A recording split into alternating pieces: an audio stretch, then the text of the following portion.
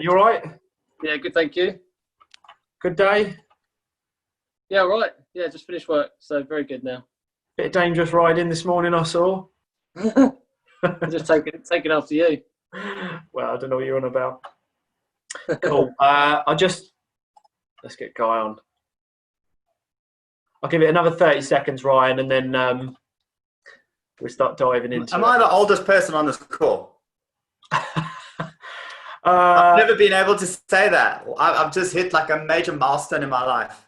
I'm having a look here, and I am probably the oldest person now, except for the people who haven't shown their video, who also are concerned that they're the oldest people on the call. That's what they're going to be hiding the whole way through now that you mentioned that. There'll be no revealing. Yeah. Cool. I'll just keep popping people on as we go along, and they can just join. So hi everyone. Hi Radhika. There we go. The shout out. Hi Lewis. How you doing? Shalina, Cameron, Thomas, Joshua. Cool. Okay, so let's dive into it. Those of you that have been on the call before kind of know the structure, but I'll introduce Ryan. We'll get a good overview. Ryan, I imagine most people have scoped out your social media. They've probably taken a good look. And yes, I'm excited for this. The reason, just to give you an overview, obviously everyone's in a slightly different business or different time, different stage in their life of whatever they're doing. What I'm really keen to tap into with Ryan is no matter what sector you're in, it's about tapping into, I relate it very much to, I don't know if if it's something you've listened or read, Ryan, but it was a bit of a hot topic with a lot of people who were on the call, certainly in my accountability group, was David Goggins' book, Can't Hurt Me. And he sort of mentions there, makes quite a big point that we only ever really tap into about 40% of our potential.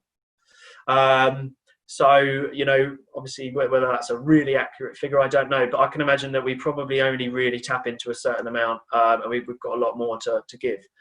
So whatever business you're in, put that aside. This is all about how we can really excel and benefit, and we're going to try and take as much as we can away from Ryan and his experiences and whatnot.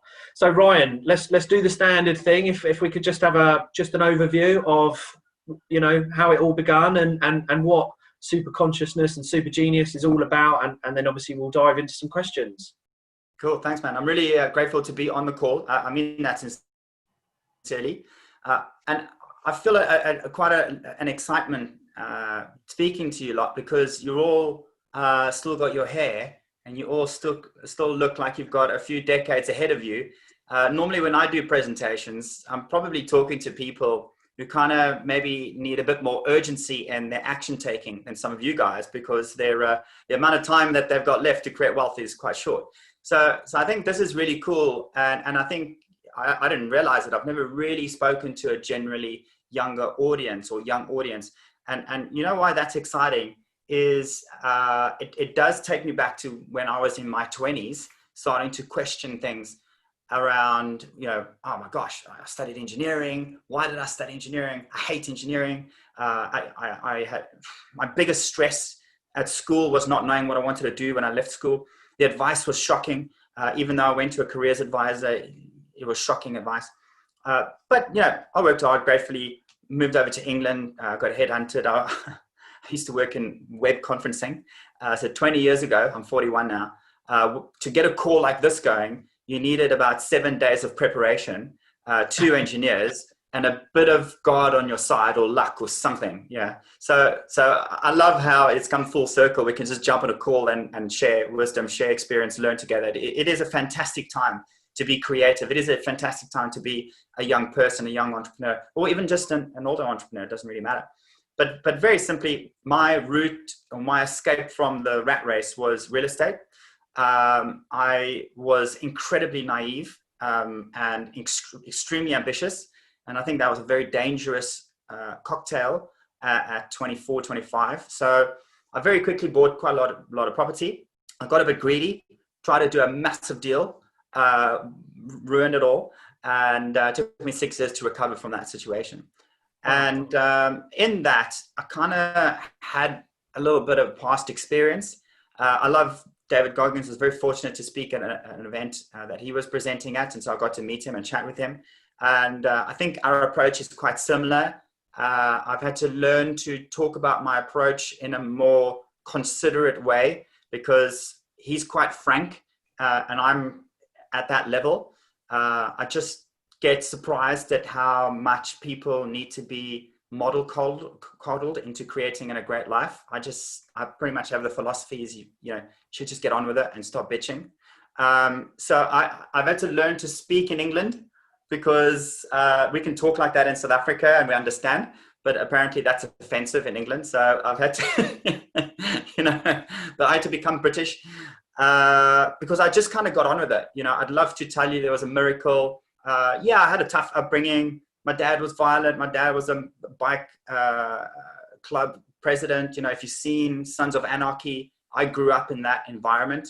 Huge racism, huge violence, huge drugs, huge alcoholism, huge abuse. Why do I tell you that, right?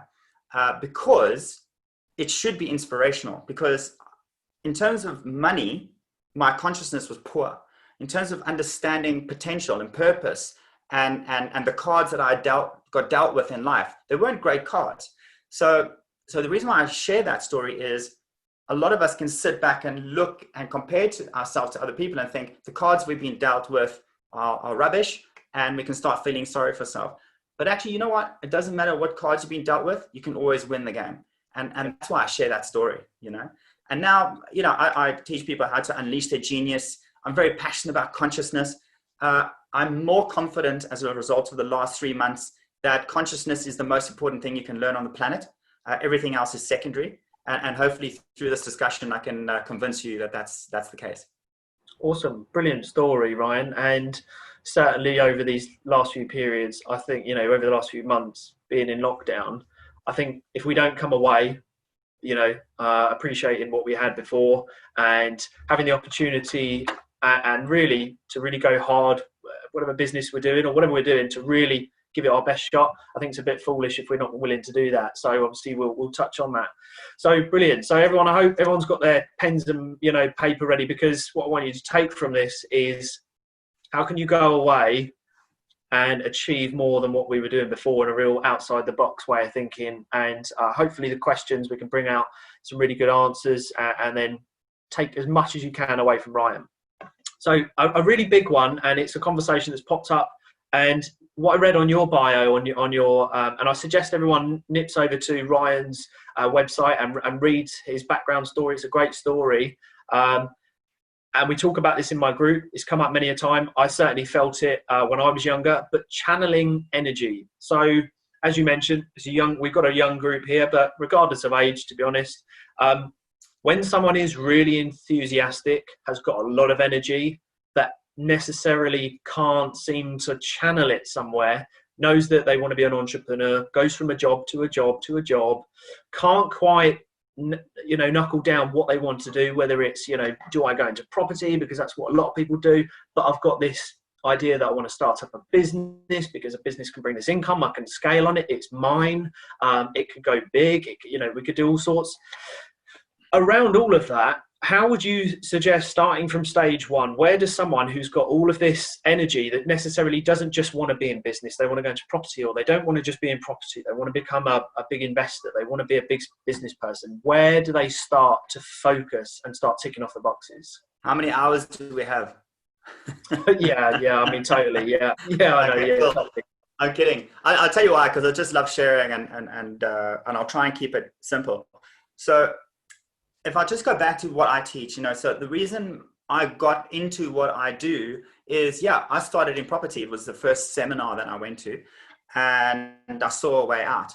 I then created some success, as I mentioned. I got to speak for Rich Dad, so I was very grateful for that opportunity. And I learned that actually what I love is speaking, not property. So that was interesting, right? So that's one thing. So, but there was something missing. Like I was high-fiving, I was walking on fire, I was doing the law of attraction, I was doing The Secret, I had affirmations, I had vision boards, I was thinking positively, I was trying to change my thoughts, I was doing the whole lot, and I was creating results inconsistently, and I still felt confused about what my passion was, what I would love, and my results just didn't reflect the energy I was putting in. Do you know what I mean? So I don't know if anyone can relate to that.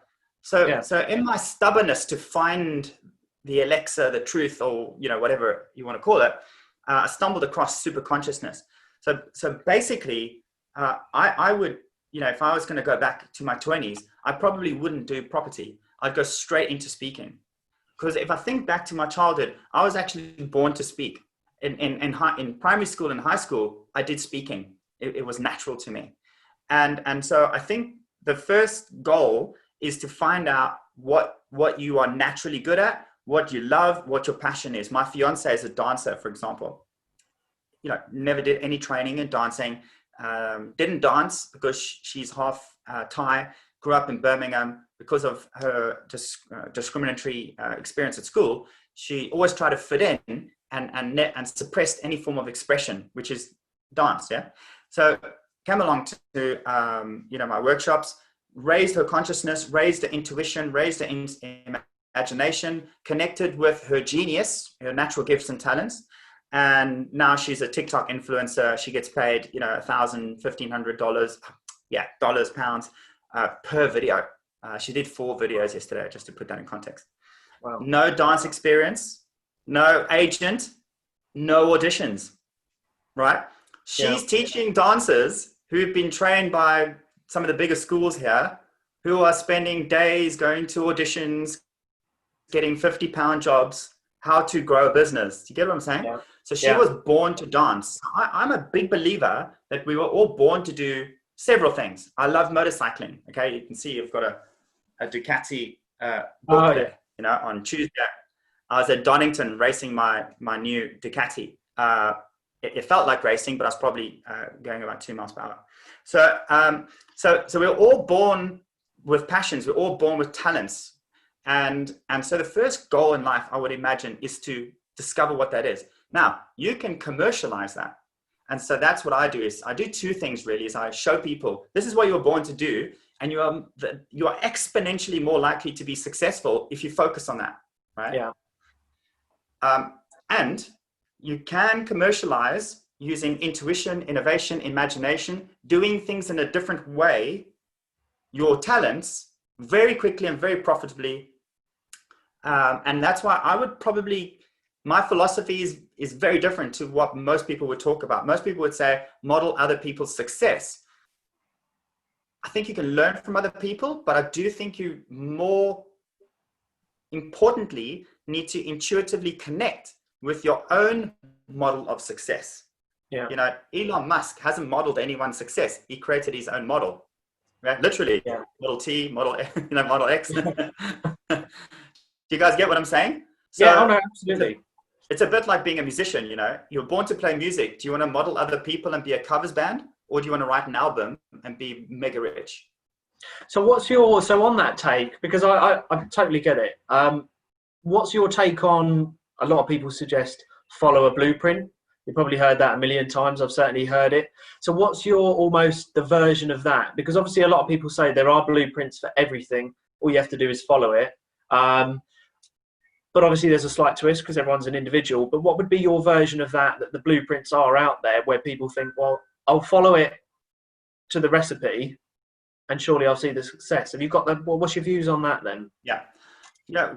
When you're starting out, I think you do have to do that. In any form of creativity, you're completely clueless, right? The first phase of creativity is you shit, right? Yeah.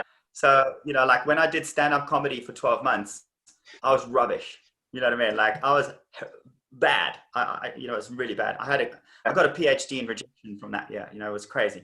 So then there comes a point where, cool, you've got some creativity, then you got to bring your own angle. And then you get to a point where you're really genius and you create the model that other people can copy, if that makes sense.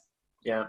Yeah. So let's say you want to get into real estate or business. Yeah, cool. Find someone that resonates with you and then discover what they've done. But then you do need to get to a point where you go, okay, actually, you know what? I don't agree with that point. I'm not going to run a Facebook ad. I'm going to run a YouTube ad.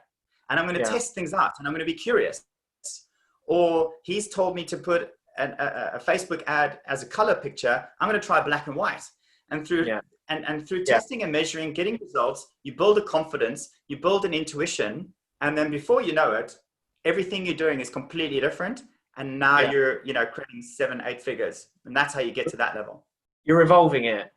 Correct. But that's what you're doing, and I do agree, and I know there's a lot of people on here who've got huge creativity and are doing things. Especially there's a lot of investors and everyone within property on here, and you do have to think outside the box. And one thing that's really interesting, and Justin, just give me a nod if you agree, so everyone can see that, is I'm releasing an ebook on how to find investors. And the funny thing is, Ryan, is a lot of my ways are not typical. They are not within the typical route. And I gave away, as I mentioned to everyone before, I gave away one to Justin. And Justin, would you have ever done that method? No. Oh, there we go. No, I wouldn't. No, sorry. Yeah, no, I never would have used it, but it was right under my nose. And would you imagine that there's going to be a ton of investors there, really wealthy guys and girls? Oh, yeah, actual people that no one like us will be there, but actual high net wealth will be there, 100%.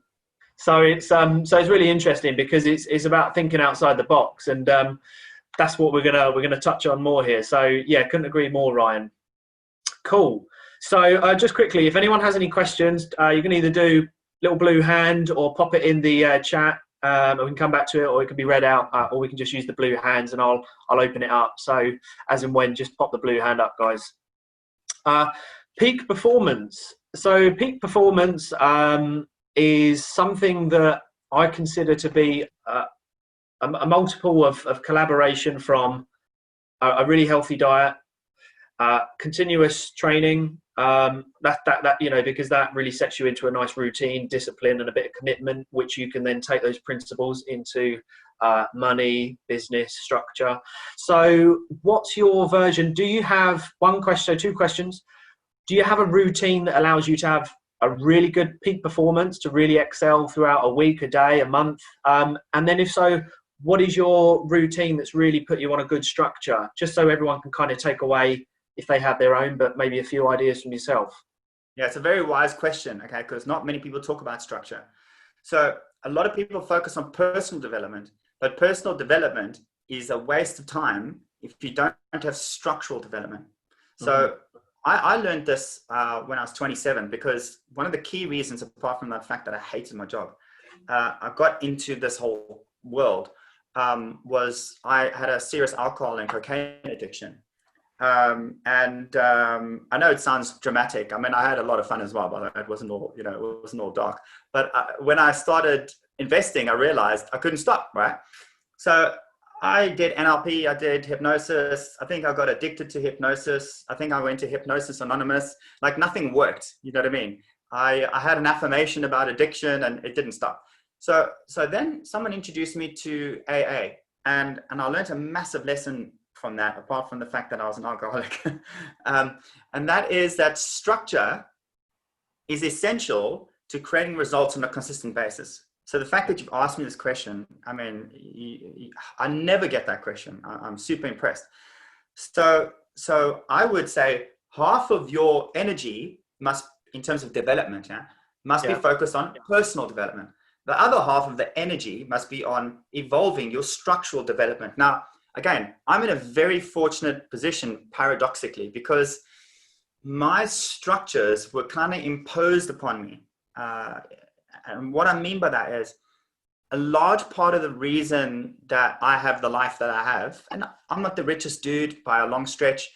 I am very happy. I've got an amazing relationship, got a wonderful home, I've got I've got a few businesses. I've created a life beyond anything I could have ever imagined, right? So, ironically, I still feel like I'm only just starting. But a large part of that was things happened in my life that held me accountable.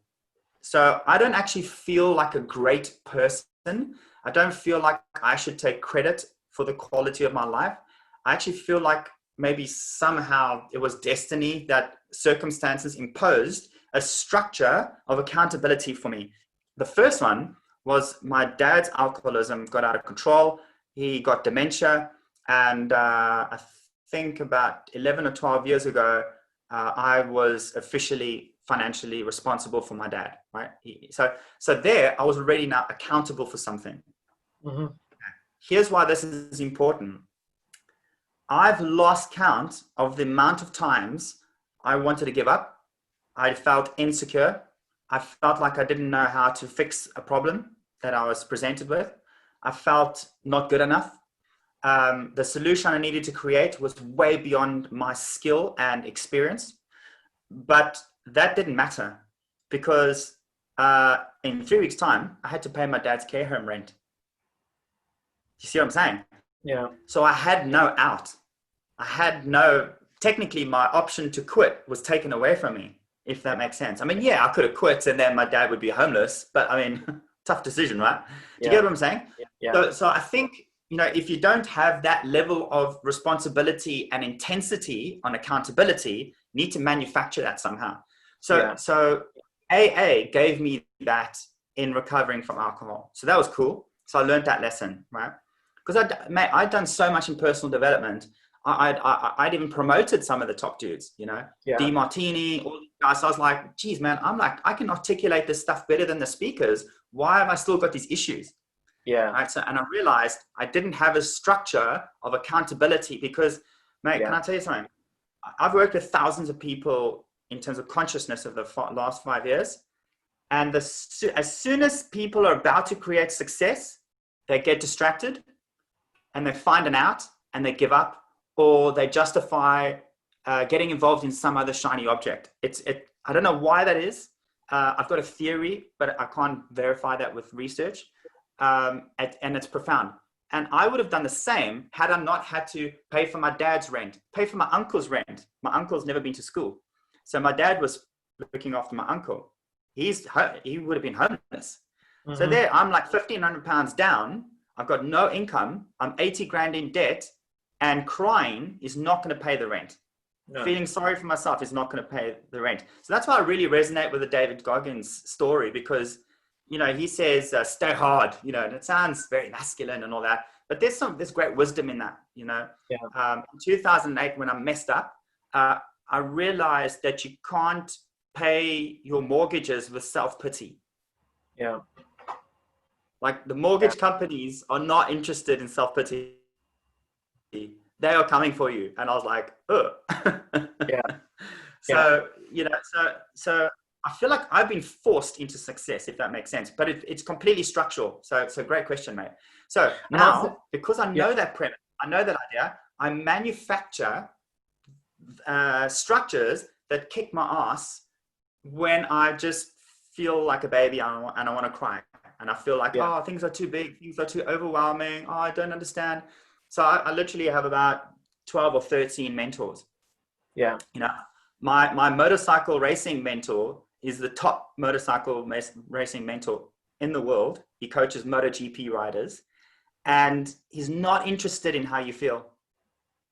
Because when you're going 290 kilometers down a straight, you don't have time to be scared.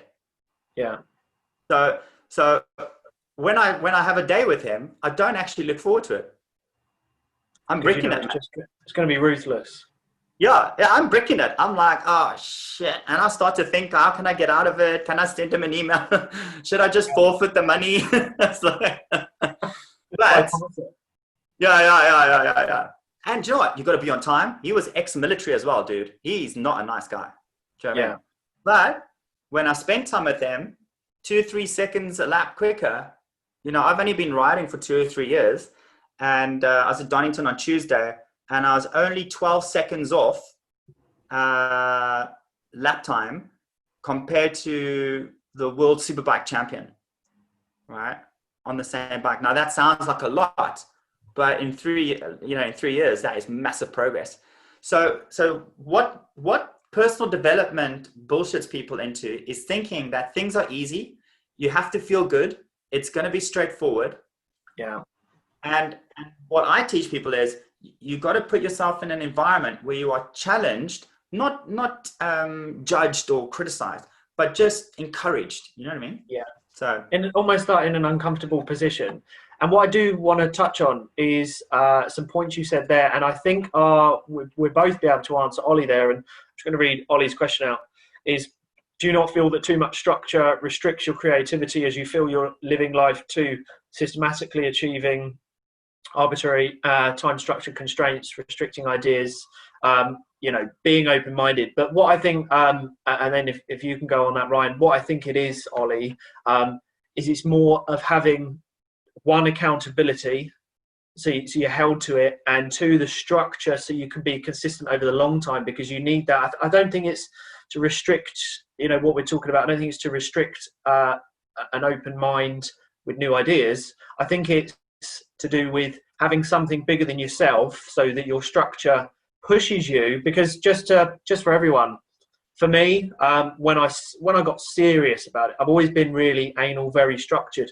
But when I went to a next level was when I had my son. When you need to pay for a dependent and you have bills to pay, I totally agree with you, Ryan. You have to have that structure. I'm up in the morning early so I can make sure my work's done in order to live a good life with my family during the day. So it's to have that reason. So I don't think it's so much about restricting ideas, because you can be creative. I'm really creative in my head when I'm out for a bike ride. I'm thinking of new things, when I'm traveling, when I'm commuting. So just, what's your take on that question there, Ryan? It's a great question, right? So here's the thing. Your results in life are a reflection of your structures. Yeah. Right? Because we all have structure, you see. Everyone's structured. So if I want to go from 7 figures to 8 figures, I need to change my structure. Creating structure that's designed around the outcome that you want gives you the ability to be more creative. Yeah. Right? So anyone here go out and listen to a jazz band, right? It sounds like they're completely making it up, right? It sounds completely random, but there's massive structure in there. Do you see what I'm saying? So if go do yourself a favor, you might not enjoy jazz, but go check out someone like Jamie Cullum, or, he's got structure in music, music has structure, and then he puts the magic in the middle, and that's why it's genius. So let me give an example. So, I've got a marketing team. We have our entire year, well, not so much now because of COVID, but when I had an events business, our entire year was mapped out for events. Yeah. We knew exactly how many ads we need to run. We knew exactly what we're going to spend on ads. I knew what my conversion was. I knew that, obviously there's a margin of error. I knew that if I got X amount of speaking gigs as multi-speaker events, that's going to create that revenue. So assuming, the last 3 months didn't happen, I knew exactly within 2% now, by the way, that's how accurate my forecasting is. I knew exactly what I was going to end up with at the end of the year. Now, if I've got time and space in the middle, which I do have for traveling, fun, or other projects, right? Maybe exploring content. I don't have a massive online presence because I've just been on stage, too busy running events. So knowing that structure's there, that gives me the space to go about and be creative. Does that make sense? As opposed to just hoping people come along to my event, hoping people convert. Like Excel is critical. You must structure your life around Excel. You know what I'm saying? Oh, I totally agree. And I think it does give you more time if you're structured, because you're hitting small deadlines, which then will allow this free time, because you've hit your structure, you've hit your discipline, you've stayed committed to what you've forecasted, to what you're going to do. And then it allows you that creativity. So awesome. It was a great question, Ollie. So thanks for that. Question. Cool. I want to understand a little bit more about, and so everyone else can, about the superconscious mind. So how did, in a nutshell, how can we learn more about it, and how can we personally tap into it a bit more? Where does someone, because I think it's going to be pretty new to everyone on here. How can we tap into it, and what maybe tips or, what insights could you offer? Yeah, cool. Good question. So I love that you mentioned diet, by the way. Now, people tell you got to do what you love, right? So I love tequila. I love cocaine. I love Five Guys burgers. I like pizza. I like misbehaving. But if I do all of that stuff, I'm not going to have the life that I want, right? You know what I mean? Yeah. So you got to be careful when people say, do what you love. Man, I wouldn't be on this call, right? I'd be out somewhere else. So why do I say that? Because everything we do structurally contributes to our consciousness. Okay. So what are some basic things you can do? Some of this might sound quite fluffy, by the way. Try it out, right? Try it out. So yeah, diet. You know, if you eat processed foods, if you have sugars, which I'm not against, by the way. My fiance's younger sister's over here. We're having loads of sweets. I'm going to go for a rave in the Wimbledon woods, you know, this evening. It's going to be crazy. I might get arrested. Keep an eye on the news, right? So I'm not I'm not preaching. I'm not saying, oh, don't ever have a piece of meat. I'm South African. You know, vegan in South Africa is a big steak with 2 portions of garnish. You know, that's veganism in South Africa. You know what I mean? So I don't say don't do anything, but I'm saying, you know, if you have sugars, if you have meat, processed foods, breads, all that kind of stuff, it's going to drop your vibration. That's just reality. If you have alcohol, it's going to drop your vibration. Who you hang out with, critical. Now, sometimes you can't choose who you hang out with. Like if I hang out with my dad, it's extremely traumatic. He's very violent. He's very aggressive. He hates me because he blames me for being in the care home. So I don't have a choice around that. But I do love doing podcasts like this, hanging out with masterminds and other people who can lift my spirits when I'm maybe down, if that makes sense. Yeah. Music raises my vibration. I've got a plant here. You know, I go for walks in nature. I do a bit of meditation. I personally also have very advanced visualization / meditations where you can literally raise your consciousness. If you're interested in all this stuff, look up Nikola Tesla's work. He said that if you want to understand the universe, you must understand vibration. So my electrical engineering degree comes in handy here because I've come to realize that our reality is a reflection of our vibration. So when I got into real estate in my 20s, I did everything by the book, but I kept attracting bad tenants who didn't pay. And I was like, how the hell is this happening? I've vetted them. I've got a guarantee, you know, and they're not paying. And I realized that even though I was taking the correct action, I was still in a low vibration around wealth consciousness, lack of self-worth, feeling like someone's going to take me for a ride. Someone's going to take advantage of me because that was the childhood that I experienced. Do you get what I'm saying? So my vibration was low. And as I've come to raise my vibration, guess what happened? I become more intuitive. I become more imaginative. Hey, what about trialing this advert out? I've got no marketing experience in training. I've not done any marketing trainings myself, yet I've generated £7.5 million on seminars purely on advertising. Like, how did that happen? You know what I mean? I wasn't born with a gift. I'm actually not that talented in marketing. It's because I raised my vibration from the frequency of low self-worth FM, or as I call it, ego FM or unconscious FM, to genius FM, to wealth FM, to, oh, mate, I'm contributing to a house with abused kids for £1,000 a month FM. Do you get what I'm saying?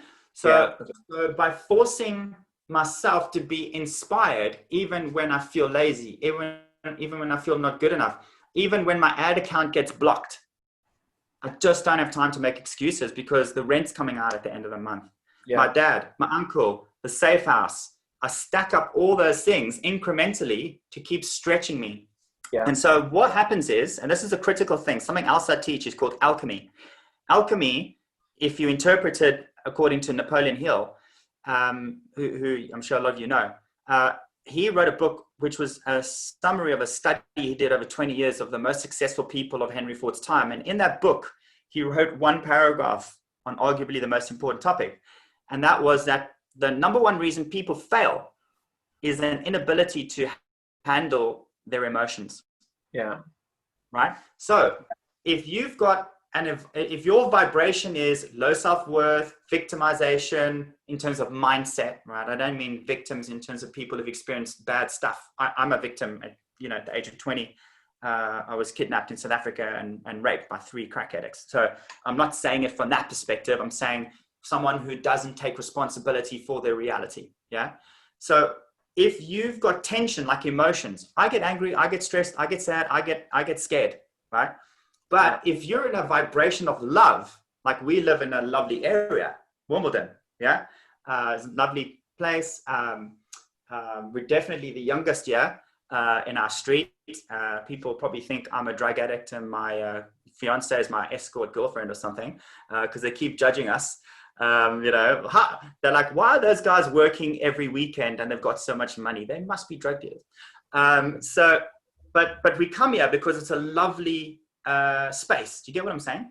Yeah. And so the more you can create a feeling of love within yourself, fear transforms to love. Love creates ideas. Ideas lead to wealth. Yeah. So your thoughts are manifested in relation to the vibration you're in. So if you're in the vibration of fear, you're going to think worst case scenario, possibly, and then you're going to attract that, right? Mm-hmm. And the big mistake in personal development is people say you got to change your thoughts, and I don't think that's correct. What's more powerful is to change your vibration. Switch it from low self-worth FM to wealth FM. So diet, exercise, meditation, going on holidays you love, hanging out with people who are inspiring, supporting Liverpool, doing things that you love, riding my motorcycle lifts my spirits. I get good ideas when I ride my motorcycle. Do you get what I'm saying? On Tuesday when I was riding my bike at Donington, I got an email from Facebook saying, your ad account has been unblocked. We made a mistake. I'm sorry. I didn't even have to do anything. Yeah. You know what I mean? It was like, because I was in a high vibration, I received a high vibration frequency or message from someone, who I was resenting. And so, vibration is everything, find out. If you don't know what makes you happy, you've got to find out what that is, because that is critical. You are like a radio transmitter, I do believe what you're saying there. I do believe when you add all these small things, I think we've all had those days where if we had, because I have, I'm not going to lie, maybe I have one cheat meal a week. I'd be lying if I said I might not have two. Okay. Yeah. But we had Papa John's last night, mate. I had food coma. It was epic. I loved it. It was great. Yeah. Yeah, exactly. And it happens. However, what I do believe is I rarely surround myself. No, I don't say I rarely. I have friends who are from, my past and whatnot, who I still meet with their kids, but I won't talk about anything. We don't have the same discussions that can excel me. They can't really offer me anything in life and business and as personal development and take me to the next stage. However, I still get good company, and for the kids' sake, so we still have the good company. But I do believe when you add up a good diet, I believe that I perform well and I'll make good decisions if I have great food. I drink 4 liters of water a day. I'm up early. I get a good night's sleep. And then I'm surrounding myself with positive people.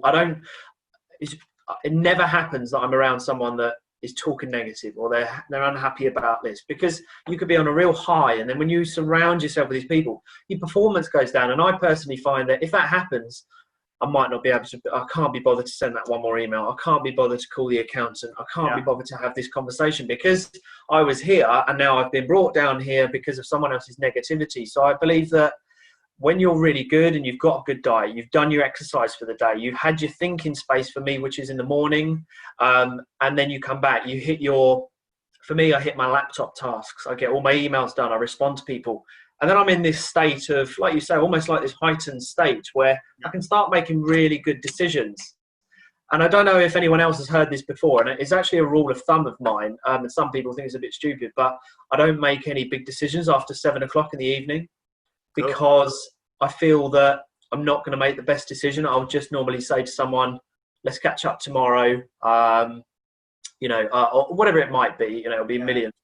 So I do totally get, and certainly you've obviously had a really big background there. There's a lot of story which would be, which is, I'm sure, adds everything to what you've become today. So it's awesome to, really tap in that there's a real story. And I love the real, almost ground up stories. I think they're genuine, and then we should all take something from it.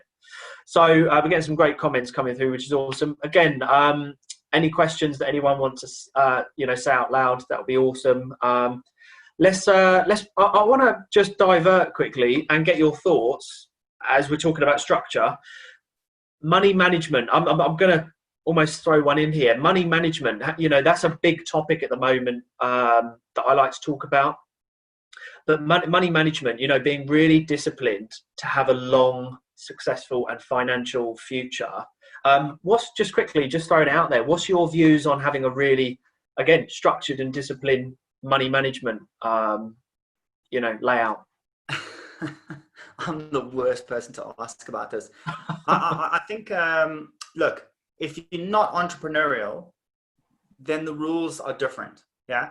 If you're not entrepreneurial, then you must read The Richest Man in Babylon and follow those rules. Okay. Right. So there's a really cool book, Richest Man in Babylon. There's 10 golden rules in money management. Okay. And you'll have a great life, and it'll be great, and you won't be fulfilled because you're not fulfilling your purpose, but at least, you've got a pension, right? So congratulations. So that's one life. I'm not that person. I would probably, it's weird that you asked me this question, dude, you're quite freaky. Because I was thinking about this morning, and I was wondering, like, if someone asked me this question, would I be honest? Because not that I want to be deceitful, but because I think, you have to be a little bit wary about when you listen to people, because I think you got to take what people say with a pinch of salt. You know what I mean? You got to take away everything I say here, and none of it might resonate with you, and I'm totally cool with that. Do you know what I mean? The mistake I made was, when I was young, I'd watch a speaker on stage get mesmerized, seduced, all that kind of stuff, and go, oh, that's the way. I've got to do that thing. And I didn't actually ever have the authority and the awareness to go, actually, do I want to do that? That doesn't make sense to me. You know what I mean? So I will put a disclaimer on everything that I say. And I'd say that you have to try things out first. In terms of risk, always risk small, scale big. Yeah, I like that. If you're going to run a YouTube ad for the first time, don't drop 10 grand like I did. Okay. I realized very quickly that people in China were not interested in my free workshop in London. So I dropped 10,000 pounds in 24 hours. I made a complete balls up of that. Don't do that. Okay. So if you're going to take risk small, get consistent, and then scale. Okay. So that's the rule. So now that I've prefaced my disclaimer, it's been recorded. I'm going to just tell you that I have a very high risk profile. Yeah. Okay. And you know why, dude? I don't know why. Maybe I'm psychotic. Maybe I'm naive. Maybe I'm stupid. I just back myself to win. I like that. I think, do you know what I do? What I do like about you, Ryan, as well, and I think everyone else should have picked this up, is you're really open and honest.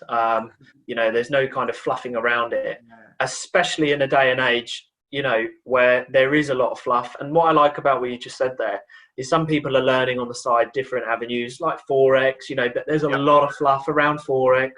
But it is a genuine model. It is, people are making really good money out of Forex. But it has to be your model. And what you just said there is minimize the risk, but scale big.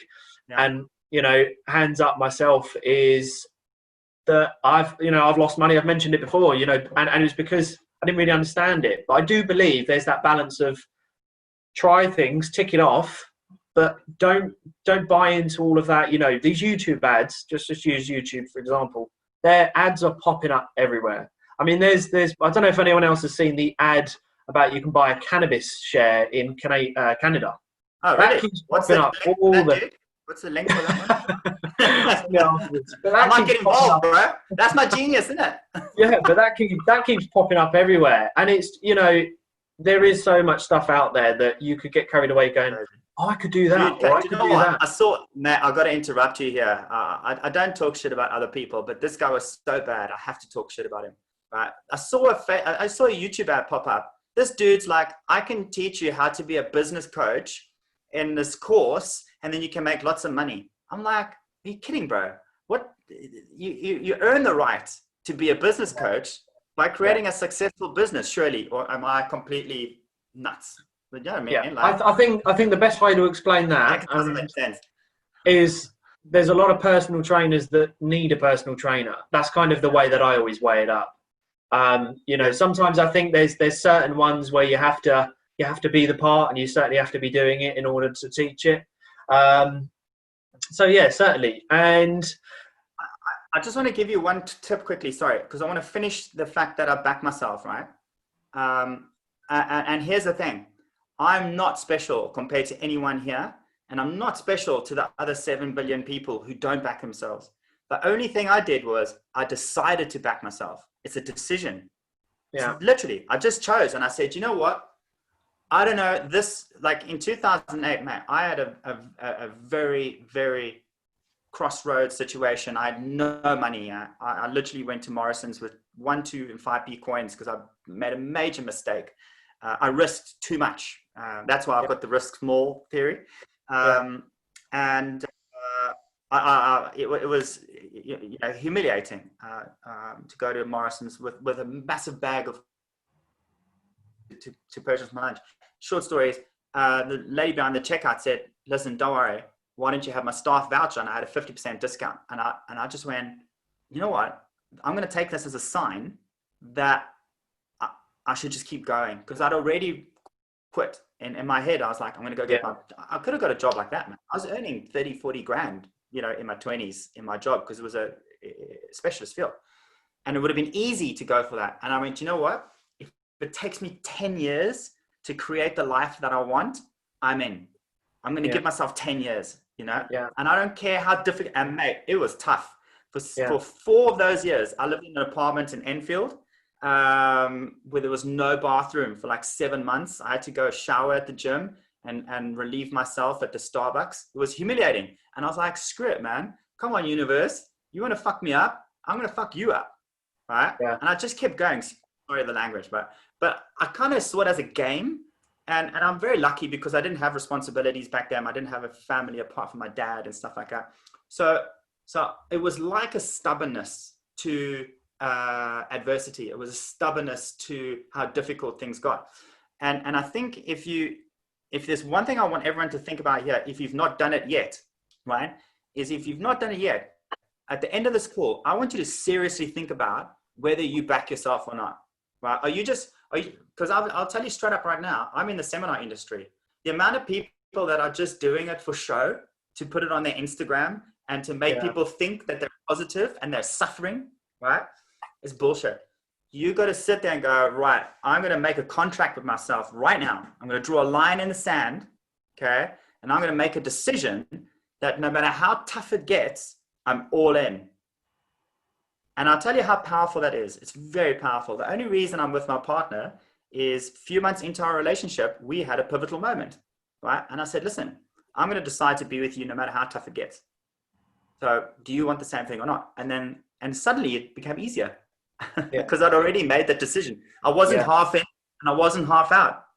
Yeah. I didn't give myself the option to quit. You know what I mean?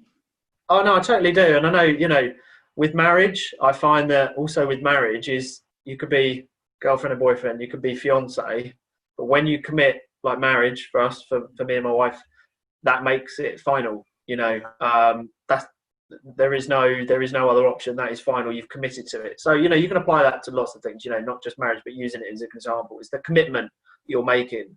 So again, totally agree with that. I want to move on because we had another guest who was also very into consciousness and being very open-minded about everything. And we talked a little bit more about financials, and that was Matt Soltis, great guy. And we touched on very much about changes that could happen going forward. So one thing that I want to ask, and what's your views on, is everything seems to be moving very quickly in regards to social media, online presence. You know, we're able to connect. I mean, look, you know, we're on Zoom now, we're able to connect instead of going to the face-to-face meetings, but also with all of this comes a lot of pressure. You know, I think obviously understanding, certainly from your background, you know, that you've sort of developed that really tough skin, that really thick skin to get on with it, not make excuses. So for those that, there is a lot of pressure to be, well, I need to be catching up with him. Instead of focusing on your own journey, it's all of this show of everyone else. And sometimes you can come away from your own track in order to try and keep up with everyone else, and you completely forget about why you started, because you've got your own journey. What's your thoughts on, getting sort of off track and going down a different route instead of focusing and being blinded? Dude, you're a legend, man. You're a smart dude, man. I should be interviewing you. So to then finish my previous discussion, I realized you asked me a question about money. The reason I gave you that whole preamble is I invest everything I have surplus in my purpose because I back myself. I look at investments all the time. Like, I've got to spare 100 grand a year or 200 grand a year from my business. And I go, you're going to give me 15%, 20%. Geez, dude, I'd drop that 100 grand and I can make £500,000 from an ad. I'm like, nah, that's shit. I'm not going to invest with you. Yeah. So just to complete your previous question, I invest everything I have into my purpose, but I don't think that's a strategy for everyone unless you've made a decision to back yourself no matter what. Okay. Yeah. Cool. Yeah. So awesome. So then I also would say one of the biggest things that people give themselves in terms of propaganda. You know what I mean by propaganda, yeah? People spin propaganda to themselves to not stretch themselves to fulfill their purpose by getting distracted. Yeah. And it's one of these things, you don't know you're doing it until you've done it. Yeah. So find your natural skills and talents, find your purpose, and only do that. I've got one purpose for the next 10 years, and that's to get 1 million subscribers onto my platform and make Mindvalley the second best platform in the world. Not because I'm anti Mindvalley. I love Mindvalley. I'm their customer. I pay, but it's a game. And anything else that doesn't support me on that mission, I'm not interested. I say no a lot. Okay. I like you. I'm on your podcast. I say no to podcasts 90% of the time. This is just, it's a distraction. Yeah. I can feel like I'm making progress. But what I should be doing is, by the way, read a book called The One Thing. If you guys have not read that book, The One Thing. It's brutal about, you think I'm brutal. It's brutal about focus. You're going to read that and go, mate, I spent my whole life thinking I'm actually making progress, and I've just been distracted. Yeah. Fast, right? And it's difficult to focus on one thing. Yeah. Riddick is saying, I love and hate that book. It's difficult to focus on one thing because we want variety. Maybe we're a bit scared that the one thing that we're focused on is the wrong thing. But guess what? There's no wrong thing. You must just decide what you want to do. Yeah. We spoke before this call started. People know me as a speaker. The probability of me selling events and running events again is close to zero. Because over the last 3 months, what I've loved is waking up, my partner and I go into the woods. Now I'm going to show my age a little bit. We go feed the ducks. It's like, that's cool. It's the simple things. Now I wasn't able to do that with running events. I love speaking. I love serving people. I love hanging out with people at the breaks and engaging with people, but it's taxing, man. I was spending 20 odd days a month in a hotel room, breathing someone else's, regurgitated air conditioned air. Like, I don't want to do that. So my point is that, it's easy to go, I'll just do this one thing and I'll just go do and I'll just go do that. Wealth is a direct reflection of your ability to stay disciplined on your one thing. And so if you can master that, then you don't get distracted by other people. You don't get seduced and deceived by the perception that people project on social media about how amazing their life is. I don't know if you've ever heard that expression. Never take the opportunity to meet your hero, because you're going to get disappointed. But it's interesting. I haven't heard that one before, but I like it. Yeah. Because I tell you what, mate, just prior to all this lockdown stuff, I was sitting down with an influencer, 1.5 million followers on Instagram. Perception, you look at it and you're just like, holy smokes, that if I can have 1/10 of that life, sign me up. Yeah. And she's suicidal, depressed, not happy in her marriage, having an affair. It's just like, I was sitting there shocked. I was like, and she's asking me for advice. But then later on, she'll post about how amazing her life is. So you know what? Just focus on your own game. I don't get involved on social media in conversations around any topics that are going on in the world right now, a lot of which I feel very strongly about. I grew up in South Africa in a very racist family. I feel strongly about racism. But if I start to get into a conversation about racism, and it's not my purpose, right? If racism and dealing and healing racism in the world is your purpose, get involved in the conversations. Amazing. But the best thing I could do to heal to heal consciousness, to heal racism, is to raise consciousness so that people feel love, in which case racism wouldn't be an issue. It's like politics. It's like one of those things that it just, almost it's a conversation sometimes just to avoid, because it can just go totally wrong. Yeah, you just got one target, boom, and your entire life is invested in that. And the more you can master that skill of focus, you'll find out that actually, A, you've got a lot of time to spend with your family, exercise, all that kind of stuff.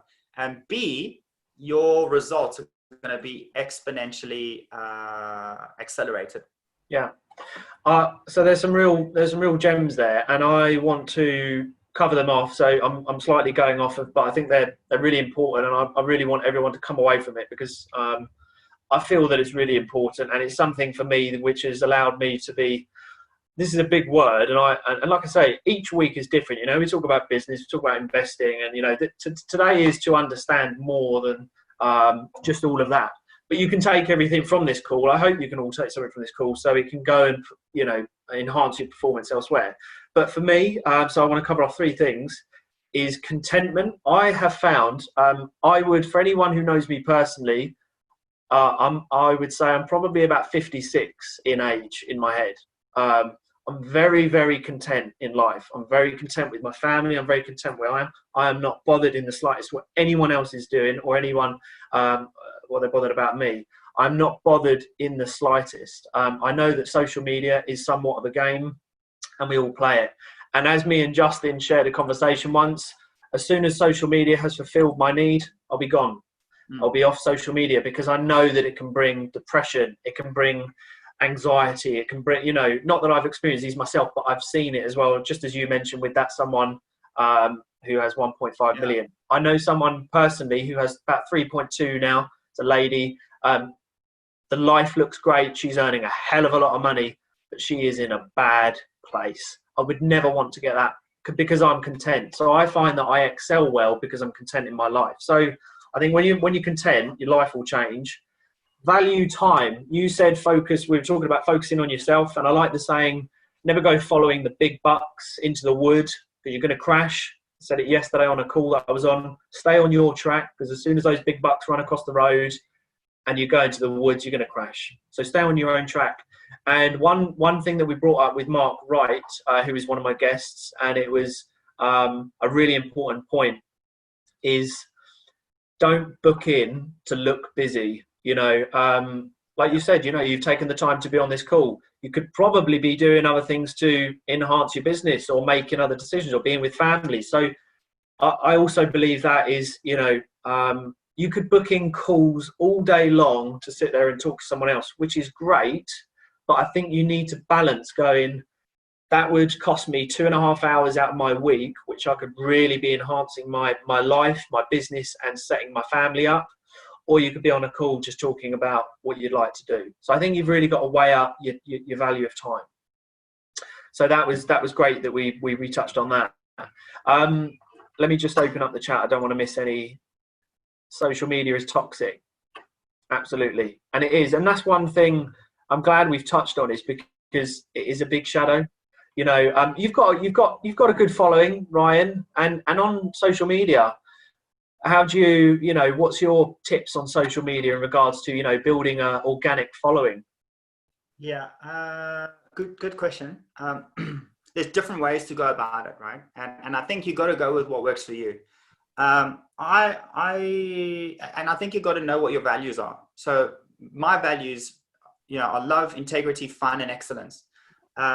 So when I want to create something, I like to create something that I'm really proud of. So I could bash out a book right now and it would be a Amazon bestseller. Easy. I mean, that's easy to do, yeah. But I wouldn't be proud of it. So, Yeah. so I value quality. You know, that's why I like Ducati. You know, I love Apple. I love, you know, high quality brands. Yeah. You know, a good tip for everyone here is, you know, you can learn a lot about yourself by seeing the brands that you resonate with, you know, and then build a business around those brands. You know, maybe you like Gary Vaynerchuk because he's kind of cool and fun and out there and brash. Great. You know, all good. Yeah. I know a good friend of mine, he's a major influencer. You know, he does Facebook lives in the bath. Like, it's cool, right? You know what I mean? So we all have our own game. Quite honestly, my following is quite low, but because I've actually just predominantly been speaking. So again, I focused 100% on speaking. What you'll see now is I've now started to learn about content, because the mindset as a speaker is different to a content producer, because I always just do the same presentation, and now I'm like, shit, how do I make a video? It's like, it's a brand new skill, right? I was like, oh my gosh, I couldn't wrap my head around that. But now got my podcast set up, it's going to come out. But I think most importantly, and I learned this, and I feel bad for not remembering who said it, but these guys had a major YouTube channel, and they said that they never intended to get followers. All they intended to do was create videos that they would enjoy watching. Yeah. And I think that's cool. You know what I mean? Because you can often get rigid. You know, a lot of these YouTube ads that we see now, someone's obviously selling a YouTube ads course because they're all following the same formula. Yeah. And it's predictable. I think maybe 20 years ago, you could have got away with that. Yeah. You know, the way people teach speaking, where you stand on the left to be positive and you stand on the right to be negative, and then in the center of the stage is your power statement. I mean, do you talk to your friends like that? You know, if you're going to tell your friend a positive story, do you walk to their left? And then when you want to tell them a negative story, do you walk to their right? It's just not normal. You know what I mean? Yeah. So just be natural and then create stuff that you enjoy creating, because it gets boring. Success is boring. Success is repetition. You know, like in the beginning, you have to make a lot of calls. You have to work hard because you have to write a lot. You have to meet a lot of people that you shouldn't meet, but you didn't know that until you met them, right? So you got to take a lot of action, and then you start to learn, oh, hang on a second. I should only meet people who've got proof of funds if you're investing, for example. You get it? And you learn that, right? So then you've got to enjoy the process. You've got to enjoy the game. Gary Vaynerchuk talks about this a lot. And if you enjoy the game, the results will come. Yeah. Do you think also like if you're doing Forex to make money, but you don't like Forex, you're going to fail, to be blunt. Long term, I mean. Right? Yeah. So couple of key things. Commit to going all in, you know, and doing whatever it takes. Create structure around that. Invest into your purpose. Find out your natural gifts and talents. You know, create stuff that you enjoy creating. Because think about it. If you're enjoying something and you're creating it and you publish it, people are going to enjoy watching it, obviously. Yeah. If it's totally like, people go, oh, not another YouTube knobhead. It's like, you know what I mean? So, yeah. You got to enjoy it. Absolutely. Yeah. And also, and that's, I want to just touch on in a sec, is about an organic following. But I just want to read out Radhika's. Do you ever feel like you have a duty to give back? So, Radhika, I don't know if we just open up. Where are we? Radhika, if I let you fire it out. Sorry, because obviously we went a little bit down the line. Yeah, I just wanted to ask, you know, do you ever feel like you have to give back? Because there's so much content out there that you probably wouldn't be in that position if you didn't follow that content or have knowledge about that content that's online. Does that make sense? Can you say that in a different way? Just so that I'm clear. No, can you hear me? Yeah, I can hear you. So, okay. Very clear. Yeah. I just wanted to know, do you ever feel like you have to give back to your audience because you've gone from going from down here to up here because of everything that's going on in your experience? So do you ever feel like you have to give back? Yeah, cool. I love what you said at the end, right? To my audience, yes. To anyone else, no. because I used to give to everybody and have nothing left. I was depleted mentally, emotionally, spiritually, financially, physically, time-wise. Do you get what I'm saying? Because of self-worth, yeah? So I had to learn to be selfish with my time, but I'm generous with my communities. I massively over-deliver. Yeah, I massively over-deliver. You can't fail if you over-serve people. And I'm talking about customers, yeah? Do you know what I mean? Like, so I'm big on generous. I'm big on give upfront, and then if you give a result, you've got a customer. You know what I mean? So I'm naturally a generous person.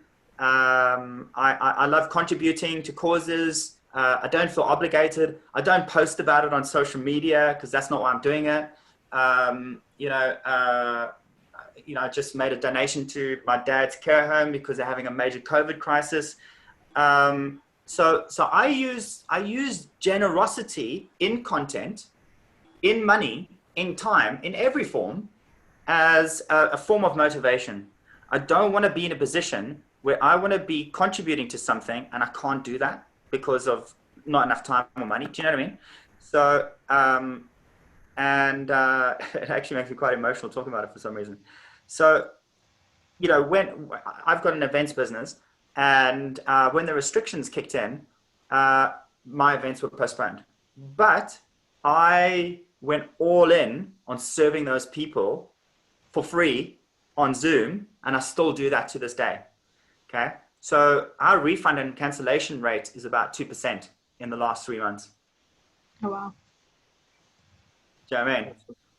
So it's like, I think it was Zig Ziglar who said it. If you want to get what you want, help other people get what they want. Yeah. Simple. But it's also, dude, I'll tell you something straight up right now, right? This is a great question, Radhika. It's actually a wonderful mindset to have, right? I don't mean give yourself away as people do altruistically in a way that's not aligned with your purpose, because then you can be spending your whole life giving yourself away to others who don't appreciate you and take advantage of you. So you got to balance that. You know what I mean? But I did in the first month go, oh, I've got no events. Shit, I'm bored. So I was like, okay, I'm going to go through my phone. I'm going to call everyone I haven't spoken to for a long time, see if I can help them. Right? It's like, hey, bro, what's happening? He's like, dude, man, I'm in a bad way. I've gone all in on a development. I've remortgaged my house. It was a sure thing. And the finance company's just pulled out. And I was like, wow, that's terrible. I might have someone who can help you. Just give me 5 minutes. I called a mate of mine in South Africa who raises money from rich South Africans. I was like, dude, there's a situation. Let's look at a deal. Bum, bum, bum. Now, we didn't do that deal, but we are doing 3 other deals. See what I mean? Total comms on that for me, 7 figures. yeah. What, just on Ryan, because tying into Radhika's point is, I think there's that balance. Certainly for me, I think I can make a judgment enough now to know where, if I should be spending time with someone or engaging in certain, conversations, just generally dealing with someone. So in order to give back, I certainly believe that if you're building a really organic, let's just use social media quickly. If you're building a really organic social media, I think it's important if those people follow you to, if you started social media for a purpose, to give back, give them the reason why they wanted to start. And also with social media, I think you need to know the long goal. Yeah. For me, I always ask myself the question, and I necessarily haven't actually got the answer to what my long-term goal is for social media. I think you need to know why you're using social media, because if you're not, it could end up toxic if you go, if you just keep growing. But with giving back, and I want to tie this into a few points, is saving time. So again, valuing time, giving back, like Radhika said, but also knowing, I think you have to learn, and you'd only learn this over a certain amount of time. I'm going to use property as an example because I can use several examples where I've wasted a lot of time, is those individuals who claim that they are going to bring a certain deal, those individuals who claim to be a certain investor, those deals that pop up that say we need to get involved in this because we can do this, we need to be involved in this. A lot of time and a lot of fluff where you're just wasting time and nothing ever comes of it. And before you know it, 2 weeks has gone by, the deal hasn't come, and you learn to realize that this guy or girl is just waffling, and you wonder why haven't they got back to me, or they said this was going to happen, or I've done my part, and you can't even put your finger on why you've wasted 2-3 weeks of time, and it's just not, a deal's just not happened. But in the beginning it was all this hype of, I've got my part, you do your part, when we meet this is gonna, we're gonna pull off this deal. So I think you need to learn very quickly about who you give time to, who you give back to, because essentially those people could be just wasting your life and you don't get that time back. And to me, time's really important. So I am a little bit cutthroat when it comes to certain people, and they will send me stuff. It sounds strange, but I just know from an email, the way that they've grammared it, the way that it's structured, I know whether it's fluff, and I can read it going, I'm not even going to look into it because I know that it's not worth my time. And it's not because I'm not a nice person. We've got a great accountability group that we run and we all bounce off of each other. But you learn to value your time because you know who's kind of fluffing. And I think those are the ones that necessarily we're not giving back to, because you're not going to get anything. You just know it. So that's what I wanted to just pick on there. And that kind of ties into your circle of 5, be around really good people, offer your time to those who, putting in time to follow you organically. So just a little bit of an extra that I wanted to cover on Radhika's point, because I think it is important to give back as well. Yeah, great. Right. Ryan, is there anything else that you want to cover off? That I want to try and tap into your professions in business. I want to just ask that, let's just kind of cover off building a business. Everyone's got a different background, but how can you build a sustainable business? Have you got tips that you could give to everyone, regardless of what business they're going in, that you've learned over time that can build a really good, strong business? Yeah, again, I don't say different things to be controversial, by the way, but I am very different. I love it. Yeah. So I hope if what I'm saying contradicts to what you're doing, don't lose belief in what you're doing. Yeah. Follow your own journey. But listen to what I'm saying. I'm joking. It goes back to your business things here. I did this, when I became an entrepreneur in 2000 and whenever it was, I did the classic thing. I bought a domain, I got a Vistaprint card, I built my website, WordPress. I was playing around with plugins. I was like, oh, that links nicely to my Instagram. I was like, oh, this is great. I'm now linked up to Constant Contact. That was the email thing that I used to use. I was like, oh man, I'm in business, right? But there's no money. Yeah. I'm like, oh yeah, I'm going to meetings. Oh, should we have a meeting? You want to have a meeting? What do? You do nothing related to what I'm doing, but let's have a meeting and feel like we're actually making progress and bullshit ourselves. Yeah. Right. Yeah. I was like, mate, So what I wish someone did for me was slap me in the face and say, Pinnick, go make a sale. Right. Just go make a sale. Just make sales. Sell something. Right. Because I think, every business, most businesses are different. If you're going to start a tech business and you're going to rival Facebook, you got to get a prototype, raise funds, amazing. For the most part of us, we don't need to do that. You can actually self-fund your business through sales. So you have to learn to sell. You have to be your best salesperson in your business, right? So I'm the CEO of my business. I'm the best salesperson, okay? You can't outsource your sales. If you can't sell your product or service, the person you're employing is going to sell it. They're always going to sell it worse than you. So if you can't sell it, you got no chance. Yeah. So master sales. That's the critical thing. Okay. Yeah. And then if you can do this parallel, have a product or service that you can prototype, develop, risk small, remember all that, that solves problems that you are passionate about. So, in 2008, I bought a portfolio, massively overexposed myself, really didn't know what the hell I was doing. And I fixed that problem problem just prior, I think it was 2007 actually, prior to the crash, I saved myself from going bankrupt. Sometimes I wish I should have just gone bankrupt, but it saved 6 years of my life. So what I did was I used rent to buy, lease options, whatever you want to call it, to rescue myself from going bankrupt. And then the crash happened and everybody else was in the same position. And I went, wait a minute, I know how to fix this. So I ran a small ad. I was living in Manchester at the time because my mentor told me to do that. I didn't actually think about the consequences as a Liverpool supporter of living in Manchester. It didn't cross my mind yet. So it was a bad idea. But my mentor told me to do it, so I did it because I thought, you know what? He must be right. He knows what he's doing. He's got gray hair. It's bullshit, right? Listen to your mentor, take it away, make your own decisions. That's what should happen. Cut a long story short, run a small ad in the Manchester Evening News saying, are you a property investor facing bankruptcy? I can help. Boom, right? I'm fixing a problem. So your wealth is directly proportional to the problems that you solve. Yeah. So that was easy, dude. So that was like the easiest sale I ever made in my life. People would ring up and I go, blah, blah, blah. And they say, oh, yeah, but I don't know you. And what's your website? I was like, listen, I can either help you for $5,000 or you can go bankrupt. Which option would you like? Yeah. And I was like, dude, if I can't help you, I'll refund you anyway. I'll put that in an email.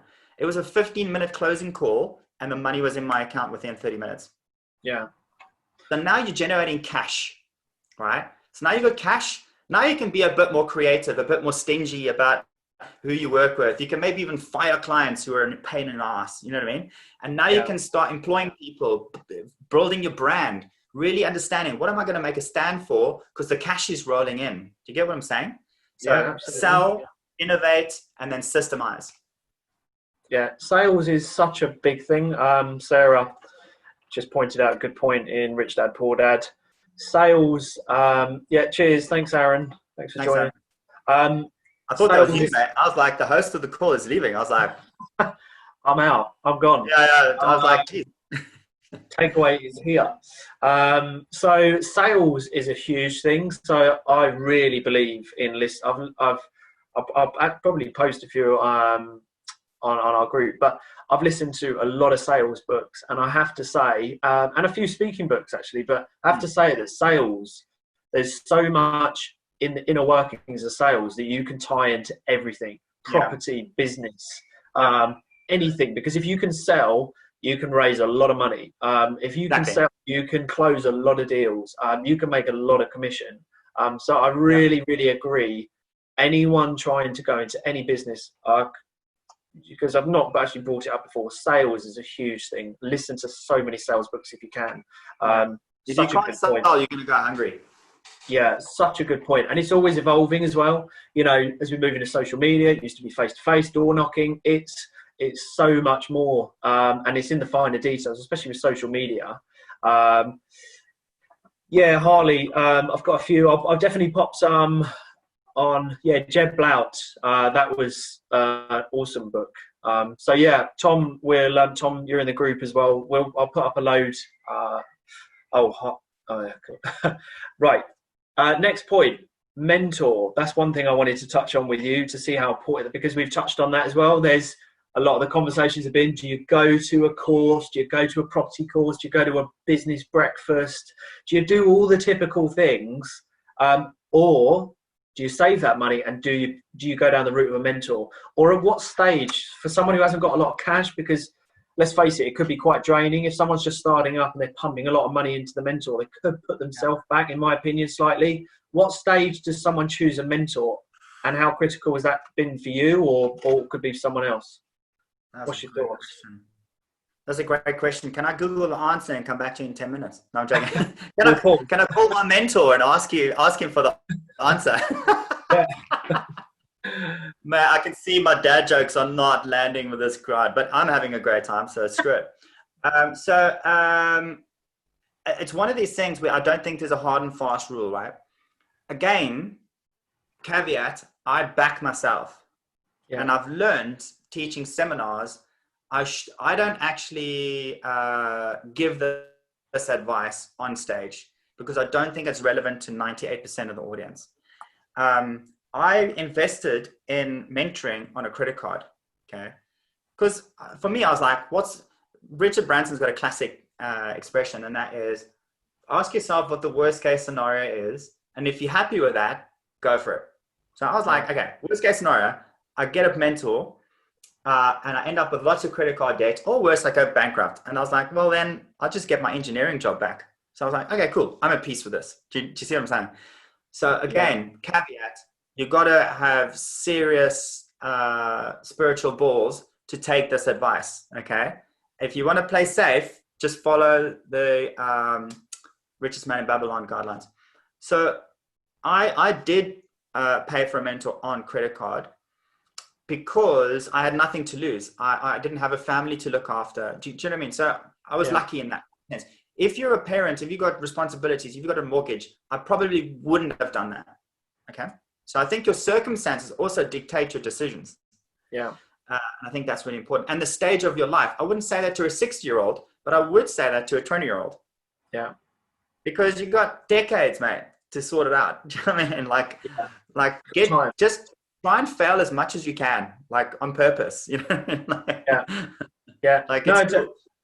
So I think in that sense, I would say if you're going to get a mentor, you are perfectly within your right for them to show you their shit. Like, okay, cool. You say you're a property millionaire. Show me. Yeah. Like, do the research. Do you get what I'm saying? I think see it. Yeah, I think it's, you know, I wouldn't get into business with a digital marketing agency or any agency or any person without talking to some of their customers, doing some due diligence. That's critical, because you might find that they're successful, but your values aren't aligned, and then you're not going to enjoy the experience. Do you get what I'm saying? Yeah, totally. Yeah, totally. So I think any reasonably minded mentor would be happy to go through that process. Now, what I've learned to do is I actually like going to talks. I like watching other people speak. And then sometimes I get a little resonance or a whisper. Steven Spielberg calls it the whisper of intuition. And I go, I'm going to ask this dude for a coffee, or I'm going to go and hang out with this guy. And then he ends up being my mentor. Do you get me? So instead of being sold to, I actually kind of seek mentors, if that makes sense. And because I also believe that certainly if you're going to pay for someone to mentor you, I absolutely believe that they would need to show you that they're doing what they're saying. Yeah, even if it's like thousands of pounds, I mean, that's life-changing money. That's a lot of money. Yeah. So. Oh, absolutely. So, you know, I know I certainly would be. And I think from just understanding your position and how you are, you'd certainly be up front. But, you know, for someone who is looking to go into business or into property or whatever it may be, you know, for you, would it just be the outright, okay, that's great, you know, I'm willing to talk, but, you know, I need to go around and physically see it. You know, we need to sit down and I need to see this firsthand, you know, because sometimes I'm just saying for those who are new, that it might be a sensitive subject to touch on in order to bring that up. But in my eyes, it is a subject that needs to be brought up, because if the answer isn't there, you can move on.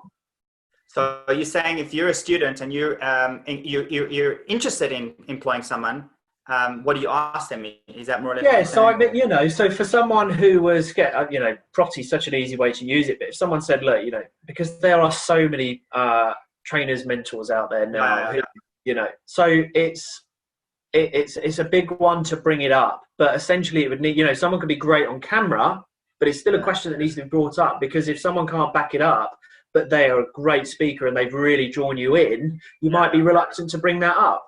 Yeah. You see what I mean? Listen, guys, have the uncomfortable conversations. Have the uncomfortable conversations. In relationships, if something's bugging you, be vulnerable and discuss it with your partner. It's going to get to, your relationship will evolve. If you know, like I made this mistake when I started employing people 5-6 years ago. I was like, I don't know if this person's right for the team. I was like, oh God, they don't seem to fit our culture. And it would drag on for 18 months. And then they would come to me and go, oh, I don't think I'm right for the team. And I'm like, fuck, I wish I brought that conversation up 18 months ago. You know what I mean? It's like, and I felt a bit embarrassed, and I was like, oh, I don't want to upset the person, and you know. So any respectable business person, and I include investors in this, because investing is business. Yeah. Income, expenses, statements, management, it's the same thing, right? Any respectable person that you will get tremendous benefit from would love to talk about their would love to show you their results because they're proud of it. And be willing to go, here we go. Here's my bank statements. Here you go. I went bankrupt 8 years ago. Now my wife owns everything. Here's, the people that have been real have actually been upfront with me about due diligence, and I've not needed to ask. Yeah. Because they know it's important, right? No, but do you know what it is? It's a bit like, it's actually counter logical. It's paradoxical in the sense that, look, the mentors that have made the biggest difference for me, they want to do the best job possible. They provide quality, and they want me to feel cool. So by showing me what they've achieved, like literally statements, all that stuff, it makes me at ease, and now we can get on with the important work, if that makes sense. Yeah. So mate, I feel insecure when I ask people for this stuff. Like today, I employed a digital marketing agency. I know the guy very well. I've known him for years. But I was like, listen, with all due respect, we're going to do business now. I know we're friends. I know we have drinks and all that shit. But that's separate. That's separate. We're going to put that aside. Like, why should I work with you? Yeah. I really agree. Yeah. It's cutting that line. And also, that ties into going into partnership with those that you like, trust, possibly friends with, family. I think I really believe that you have to cut that line off, cut that tie off, that when you go into business, the decision has to be made because they're right for you and you're right for them, 100%. Regardless of a background relationship that you have. And also, just as a note, is I also find that if business goes wrong with a family member or friend, it can be very sour afterwards. And one thing, so you were just saying about having those uncomfortable conversations is, although it's not too uncomfortable because it's very upfront, but I run an accountability group, and I don't open it up to as many members as I can pump into it, because productivity levels go right down, and everyone who's a part of it, it's not nice for me, but the only other way I can get people out, as people are seeing, I have to remove them from the group. And then it just, unfortunately, WhatsApp's like, you have removed the person. But, I have to do that because I want to keep productivity levels high. And I always ask people that if you're going to join the group, I need you to be, adding value around your normal life. Sometimes we'll check in maybe at the end of the day, but we have those uncomfortable conversations to say, you are right for the group or you're not right for the group. And that kind of just touches on what you're saying, about you employing this person. You might like them, but are they really right for you? Yeah. So it's those discussions to have, which are going to elevate you, right? And 99% of the time they're thinking the same thing. And I didn't realize that. I felt embarrassed. I was like, oh my God, Yeah. And they're more than happy. And then the 1% where we didn't discuss it, it's the relationship's always deteriorated. And that's upsetting because I have lost friends because we did things based on trust, and we had no agreements, and it was all romantic at the start. And then as time goes on, you think you said bananas and they think you said oranges, and then the expectations aren't aligned, and then there's friction, conflict, disagreement, and then the whole thing is sour. So due diligence, again, risk small. So as much as I know this dude that I employed today, I know he's very successful, but he might not work with us. His approach might not work for us. Yeah. These things happen, you know what I mean? It's like, it's not personal. So how can we possibly go on a date with some measurables, and then if we achieve the measurables, we can talk about long-term JVs, partnerships, and agreements. So, in business, particularly when you enthusiastically, similar to someone else, the big mistake that most people make is they jump into bed with people long-term, expecting it's going to end up amazingly. When in fact, what you should do is risk small. Say, you know what, let's not get into partnership together. Let's do a project together. Yeah. And let's have an agreement. This is what you do. This is what I do. Oh, you didn't do that? Why didn't you do that? If you don't do that, the project's not going to be successful. So could you please do that? So you've got to be respectful. Obviously, you don't want to be, you don't want to be a difficult person to deal with. But it comes back to one word: structure. Agreements are structure. and then it takes the personal thing about it, as opposed to like, you said this and I said that, and oh my gosh, no. You've agreed it up front. I've experienced that myself, where I've gone into partnership with someone who I really liked, really good friend, and because we had no agreements, I started to see very quickly that my workload was here, and their workload was here, and then because there was no agreement, it becomes a sensitive subject to touch on, because it was never in black and white. So now I'm going to be bringing up a subject that, quite frankly, can come back to me and say, well, we never agreed that we were going to be doing that, but so I do believe that if you are going to go into partnership with anyone, have clear guidelines to exactly what you're going to be doing, to ensure that you get best of both worlds, and the best out of everyone. So, responsibilities, expectations, timelines, results, all clearly mapped out. And a lot of the time you create that document and one of you might go, oh shit, I'm not interested in this, actually, I don't want to do this. And that's okay, that's great. Now you've just created a whole bunch of time when you're about to do something that you were going to commit to that nobody's actually willing to make a success anyway. Yeah. Awesome. Ryan, it's brilliant. I've just literally realised my watch has just gone off. We've gone a couple of minutes over, so apologies everyone. I hope everyone's not got to shoot straight off. But Ryan, it's again, thank you so much for your time. We've touched on so much, and also, as I said before, we've covered a side that we haven't really touched on at all before, and that's the whole purpose, that we're going to be touching on new areas. So really appreciate your time and giving us all your experiences and the story that you've had and where you've come from, and certainly it's a different take on everything that we've dealt with. So just thank you on behalf of everyone as well. All thank yous for coming along. It's been awesome. So unless there's any final words, what I'll do is Ryan, what I'll do is I'll hang on normally 5 minutes after, just to catch up with some of the members on my group, just on the call. But it's been awesome. So honestly, thank you so much for your time. I would like to just ask something. I've never asked for this before. If I hope I've been of use. Maybe you've not agreed with me, but I've challenged your thinking, and that's totally cool. We don't have to be on the same page. So I hope I've given you guys something to think about.